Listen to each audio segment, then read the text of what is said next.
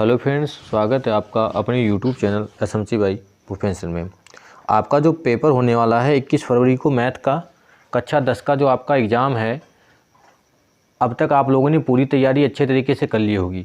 लेकिन इसमें जो है मैथ में अगर आपके फार्मूले सारे तैयार हैं, अगर आपको सारे पूरी किताब के सूत्र याद हैं, तो कम से कम 8 से 10 नंबर के क्वेश्चंस आपके ऐसे ही बन सकते हैं, क्योंकि इसमें फार्मूलों का बहुत रोल है। क्योंकि अगर आपको सूत्र याद होंगे तो आपको बहुत सारे बहुकल्पी या उनका जो लगाने का तरीका, क्योंकि 1 नंबर वाला जो क्वेश्चन आता है, कुछ क्वेश्चन बिल्कुल सीधे बन जाते हैं फार्मूले सूत्र पे आधारित, तो आपको सूत्र याद होना बहुत ही ज़रूरी है। ट्रिग्नोमेट्री के सूत्र चाहे सांख्यिकी के हों, अगर सूत्र आपको याद हैं तो अभी आप जैसे लॉन्ग क्वेश्चन कोई लगाएंगे तो आपको सूत्र जरूर याद हो। और 8 से 10 क्वेश्चन आपको सीधे सीधे फार्मूले पे आधारित होंगे, और बाकी जो पूरे क्वेश्चन सारे होंगे, चाहे 2 नंबर के हों या 4 नंबर के या लॉन्ग के क्वेश्चन, सारे सूत्र पे आधारित हैं। तो आपको सूत्र याद होना बहुत ही जरूरी। आपको हम पूरी किताब के सूत्र बता देंगे, इसमें आपको बस तैयार कर लेना है एक बार। पहला चैप्टर आपका है यूक्लिड विभाजन वाला। इसमें यूक्लिड विभाजन तो आपको पता ही होगा, यूक्लिड विभाजन एचसीएफ निकालते हैं, ये आपको पता है। इसमें एक सूत्र और आपको याद करना है बस। इसमें आपको ये वाला सूत्र याद करना है कि पहली संख्या गुणे दूसरी संख्या होता है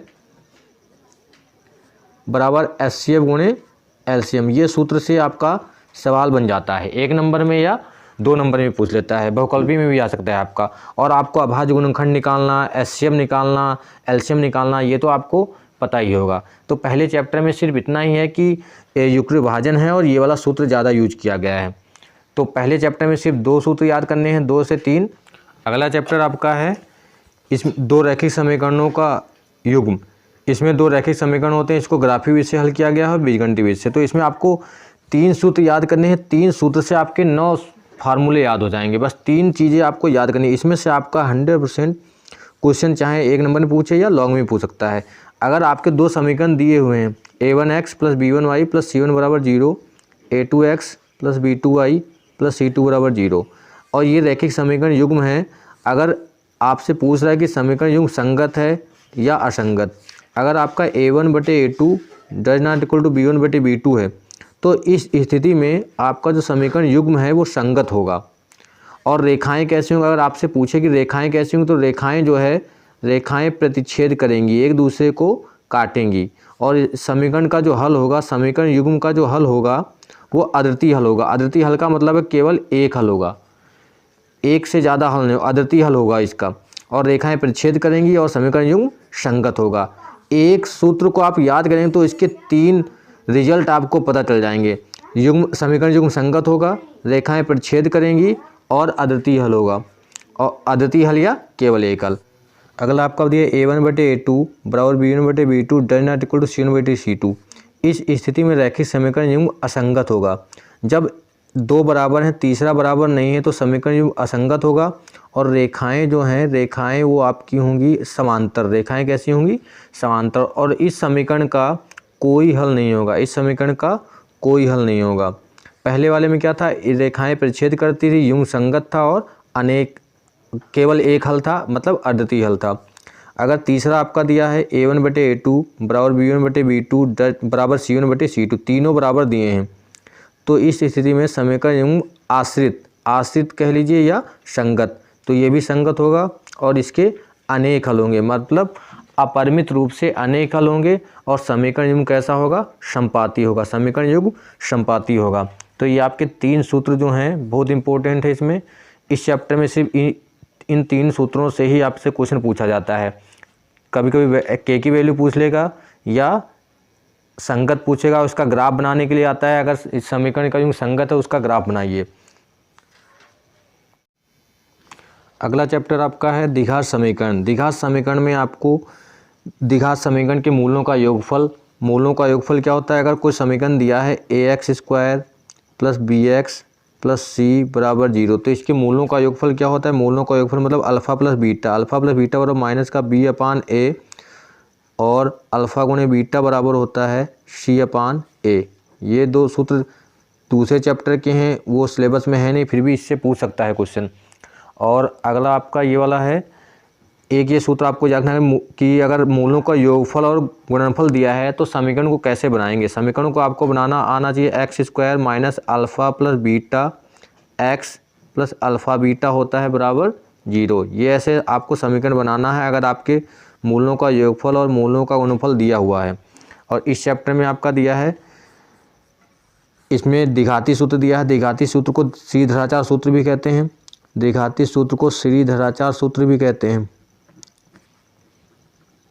और ये अगर दिया है x square plus b x plus c बराबर 0, तो ये एक्स की वैल्यू हो जाती है माइनस का B plus minus under root B square minus 4ac upon 2a।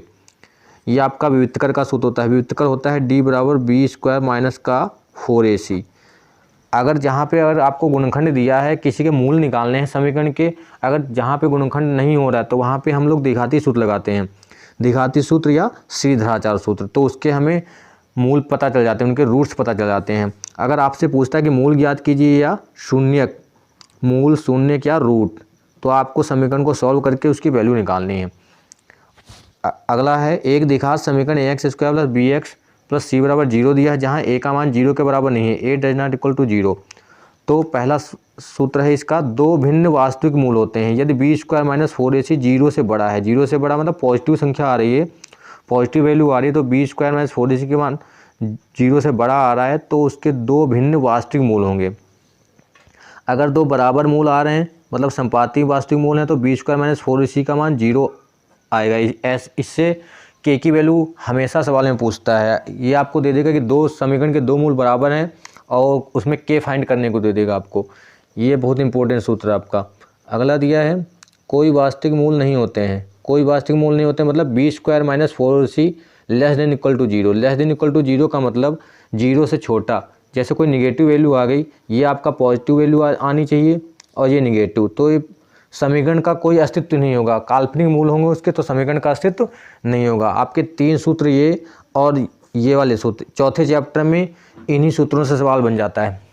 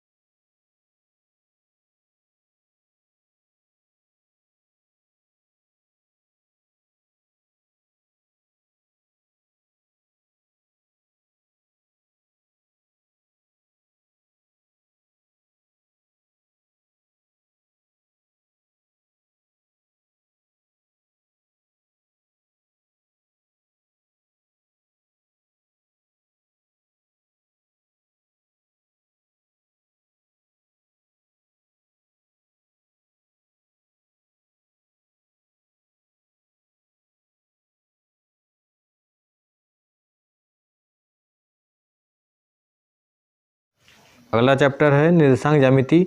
इसमें दो बिंदुओं के बीच की दूरी वाला, अगर P दिया है x1 y1, Q दिया है x2 y2, तो इनके बीच की दूरी होगी x2 माइनस x1 का whole square plus y2 minus y1 का होल स्क्वायर अंडर रूट के अंदर, या इसको ऐसे भी लिख सकते हैं x1 माइनस x2 का whole square plus y1 minus y2 का होल स्क्वायर रूट के अंदर। इससे भी आपका वही आंसर आएगा और इससे भी। अगर दो बिंदु अगर बिंदु P x y की मूल बिंदु से दूरी अगर पूछ रहा है आप, तो इसको डायरेक्ट आप कर सकते हैं under root X square plus Y square. अगर इससे निकालेंगे तब भी यही आएगा आपका। उस बिंदु के निशांक बताने हैं जो रेखाखंड को m1 अनुपात m2 के आंतरिक रूप में विभाजित करता है। तो m1 x2 m1 के साथ x2 प्लस m2 x1 बटे में m1 प्लस a2, ये वैल्यू होती है x की, और ये जो वैल्यू आएगी आपकी आएगी y की, क्योंकि हमें वो वाला पॉइंट बताना है जो माना गया है Pxy, ये xay की वैल्यू हो जाएगी m1y2 प्लस m2y1 बटे m1 प्लस m2। अगला है बिंदु Px1y1 और Qx2y2 को जोड़ने वाले रेखाखंड के मध्य बिंदु के निर्देशांक, मध्य बिंदु के निर्देशांक x1 प्लस y1 बटे 2, ये x की वैल्यू हो जाएगी, y1 प्लस y2 बटे 2, ये y की वैल्यू हो जाएगी। ये मूल बिंदु के निर्देशांक हो जाएंगे आपके। अगला है बिंदु x1y1, x2y2, x3y3 से बनने वाले त्रिभुज का क्षेत्रफल 1/2 x1 y2 minus y3 plus x2 y3 minus y1 plus x3 y1 minus y2, ये आपका त्रिभुज का क्षेत्रफल। अगर आपको याद करना है तो इसको ऐसे याद कर सकते हैं, त्रिभुज ABC का क्षेत्रफल बराबर 1/2 लिखेंगे यहाँ पे, बड़ा bracket x y minus Y लिख देंगे plus x y minus Y plus x y minus Y, बड़ा ब्रैकेट बंद कर देंगे। यहाँ पे x1 x2 x3। अब यहाँ पे करेंगे 23 31 12, तो आपका वही वाला फार्मूला बन जाएगा। रटने की भी जरूरत नहीं है, आपको बहुत जल्दी याद हो जाएगा, भूलेंगे भी नहीं इसको। 1/2 x1 y2 minus y3 plus x2 y3 minus y1 plus x3 y1 minus y2। सबसे पहले क्या किया, 1/2 बड़ा bracket x y minus Y plus x y minus Y plus x y minus Y. इसके बाद यहाँ पे 1 लगा दिया, यहाँ पे 2, यहाँ पे 3, तो ये हो जाएगा आपका 23 31 12। यहाँ पे 2 3 3 1 1 2, तो इससे आपको बहुत जल्दी याद।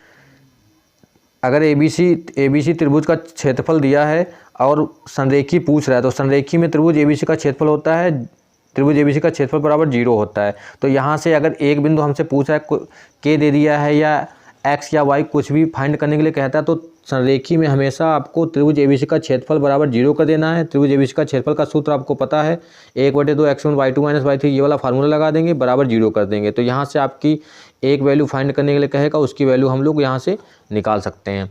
अगर आपको सिर्फ त्रिभुज ABC का क्षेत्रफल निकालना है तो डायरेक्ट आपको ये वाला फार्मूला लगाना है।